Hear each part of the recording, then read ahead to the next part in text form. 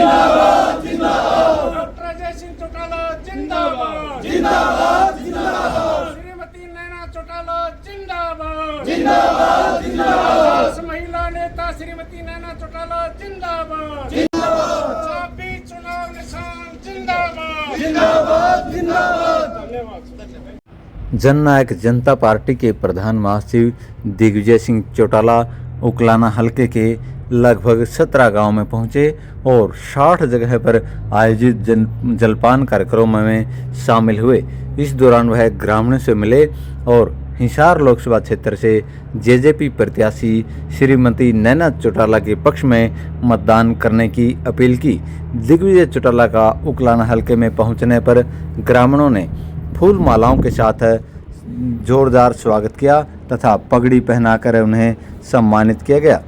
ग्रामीणों ने उन्हें अपना आशीर्वाद दिया और उन्हें भरोसा दिया कि इस बार जननायक जनता पार्टी की प्रत्याशी श्रीमती नैना चौटाला को वह अपना भरपूर समर्थन देंगे और उन्हें अपना वोट देकर विजयी बनाएंगे।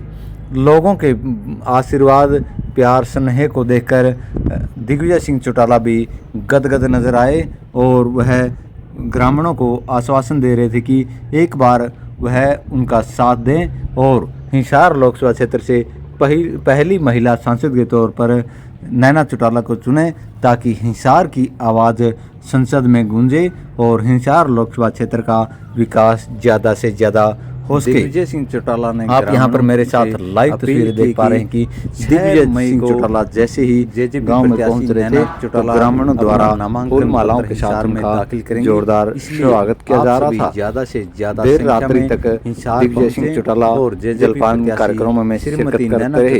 रात 12 बजे तक समर्थन दें लोगों की भीड़ उन्हें देखने सुनने और अपना समर्थन देने के लिए इसी तरह से जुटती नजर आई। नया रिकॉर्ड कायम करेंगे। उन्होंने कहा कि जननायक जनता पार्टी हमेशा किसान मजदूर और गरीब कमेरे का साथ रही है और ताऊ देलाल के पद चिन्हों पर चलती आई है। उन्होंने कहा कि पिछले समय में भी जो भी जितना भी वह कर पाए उन्होंने किया और उन्होंने जो वायदे जनता से किए थे उन्हें पूरा करने के लिए वह इस चुनावी मैदान में उतरे हैं। उन्होंने कहा कि आप इसी तरह से हमारा साथ समर्थन दें ताकि हिसार लोकसभा क्षेत्र का ज़्यादा से ज़्यादा विकास करवाया जा सके और आपकी आवाज़ को संसद में एक नया आयाम देते हुए आपकी आवाज़ संसद में गूंजे। नैना चौटाला आपकी प्रतिनिधि बनकर जब संसद में जाएगी और हिसार लोकसभा क्षेत्र की आवाज़ को ज़्यादा से ज़्यादा उठाएगी तो निश्चित तौर पर हिसार का और ज़्यादा विकास होगा। हर पीढ़ी को आशीर्वाद दिया है, समर्थन दिया है, वोट दिए हैं, ताकत दी है। अब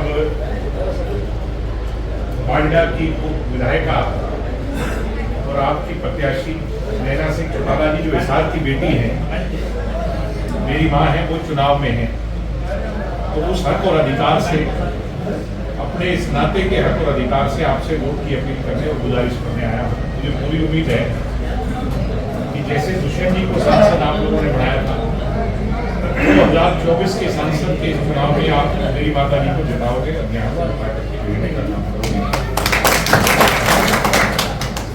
भाषणबाजी तो किसी दिन गांव के चौक में करके जाएंगे।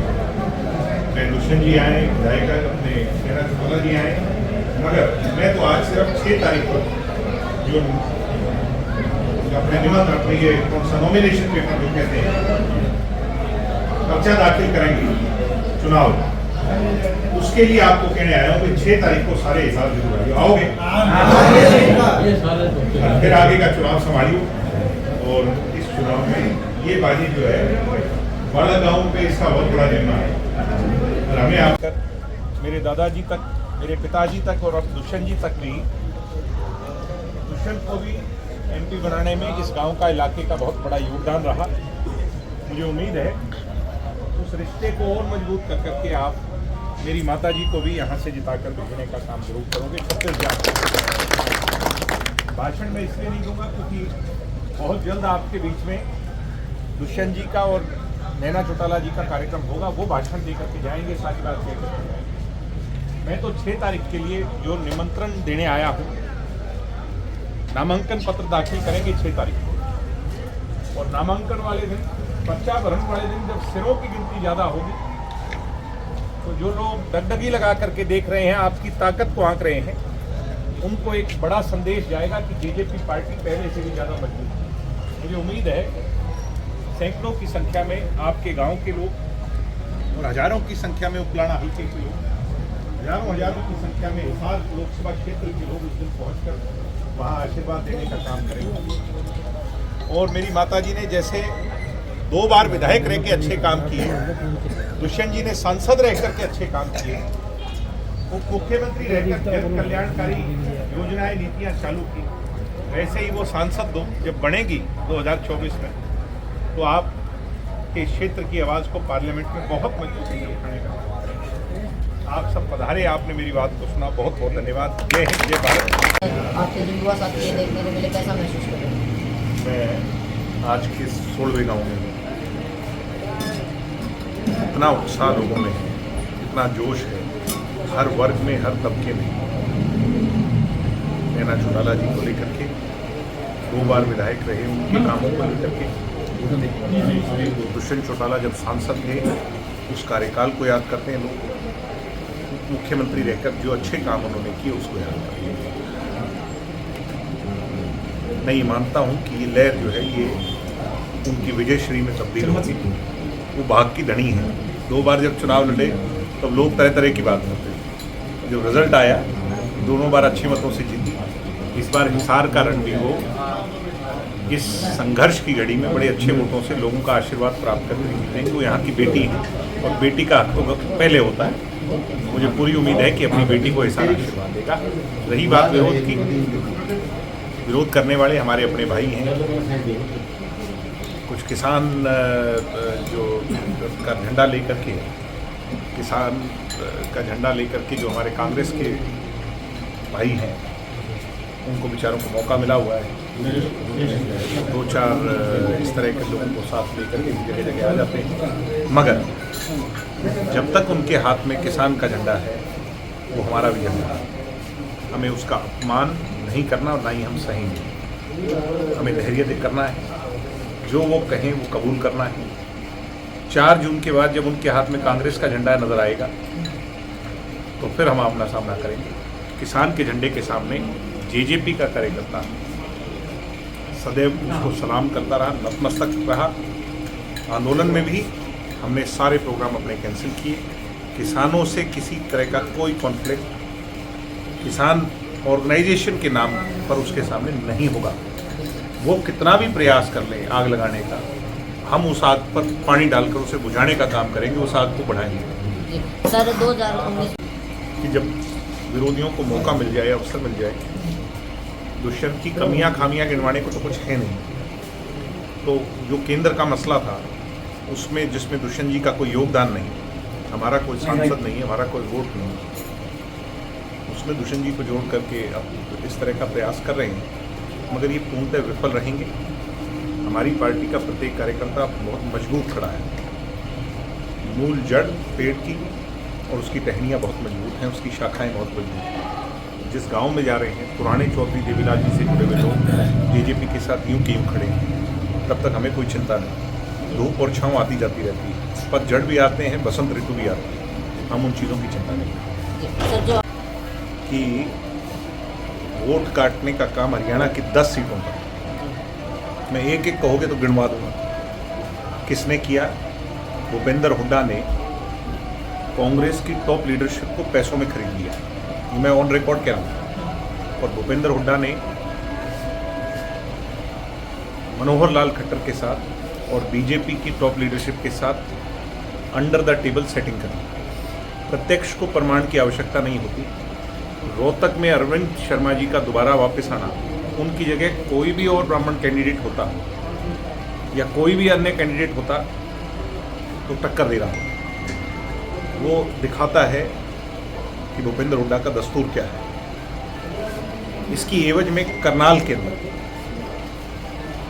एक नौजवान लड़का जिसकी कोई पहचान नहीं, जो रहने वाला नहीं वहाँ का और पंजाबी कम्युनिटी से आता है, उसको मनोहर लाल खट्टर के सामने चुनाव लड़ा देना, ये भी मोहर लगा देता है। राज बब्बर की जगह कैप्टन अजय यादव चुनाव लड़ते या कोई मोहम्मदन चुनाव लड़ते तो बहुत बड़ा मुकाबला होता। वहाँ पर राज बब्बर को आगरा से लाकर के चुनाव लड़ाना मोहर लगाता है कि भूपेंद्र हुड्डा किस तरह से मिल चुके हैं। हरियाणा का भाईचारा जलाने वाले राजकुमार सैनी बीजेपी में थे। बीजेपी के अंदर तो वो देश के दुश्मन थे, हमारे भाईचारे के दुश्मन थे। राजकुमार सैनी भूपेंद्र हुड्डा के लिए कांग्रेस में चले गए तो वो पाक पवित्र और साफ हो गए। ये सारी दोहरे मापदंड की 3-4 चीज़ें मैंने आपको बताई हैं, और हरियाणा का जो दर्शक मुझे सुन रहा होगा वो इस बात पर भी मोहर लगा देगा कि भूपेंद्र हुड्डा मनोहर लाल खट्टर की बी टीम है। और हिसार के अंदर भी जो उनका प्रतिनिधि है जेपी जयप्रकाश जी, उनकी एक दूसरी पहचान है कि ये झूठी बातें बहुत करते हैं। हापी मार कहते हैं इनको इलाके में। इसको भी यहाँ टिकट देने का मतलब यही है कि भारतीय जनता पार्टी को फायदा पहुंचाना। कि इसमें वो पूछ किससे रहे हैं?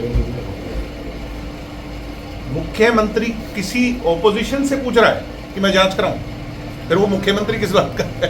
पावर है जब उनके पास। ना तो वो हमारे रोकने से रुकेगा और ना हमारे करवाने से वो करवाएगा। ये कैसा बदा मजाक हो रहा है प्रदेश के साथ। कहीं इसकी एवज में वो हमें ईडी और सीबीआई का डर तो नहीं दिखा रहे, और अगर वो ऐसा कर रहे हैं तो वो बहुत बड़ी भूल कर रहे हैं। मेरे पिता और दादा ने 10-10 साल की कैद काटी, मेरे पूर्वजों ने इमरजेंसी काल सहा है। हम इन चीज़ों से नहीं डरते। अगर वो इस तरह की सोच कर रहे हैं और अगर उनको लगता है कहीं अनियमितताएं हैं तो फिर वो मुख्यमंत्री होते हुए इंतजार किस चीज़ का कर रहे हैं? इसका मतलब कहीं खोट है तो उनके सहयोगियों में है जो पिछली सरकार का हिस्सा। बिल्कुल। बस अब अगर बात करें जैसे जिला परिषद की टिकटें जो भी चुनाव हमने रखा उसमें युवाओं को प्राथमिकता दी और आगे भी देंगे। युवा जो है वो तकदीर और तस्वीर बदल सकता है हमारे समाज की, और उसी के हाथ में बागडोर देश की होनी चाहिए। यही हमारी सोच है, उसको लेकर तो अंत में हरियाणा आपने कह दी जो बात मुझे कहनी चाहिए कि जाति पाति धर्म मजहब और झूठी बातों पर विश्वास ना करें। कर्म योगी को वोट नहीं, धर्म योगी को नहीं, जाति के योगी को नहीं, सिर्फ कर्म योगी को, काम करने वाले को चुनें। आज मैं किसी भी गांव में जाता हूं तो लोग एक बात जरूर कहते हैं कि हमें दुष्यंत का जो एमपी सांसद का कार्यकाल था वो हम नहीं भूल सकते।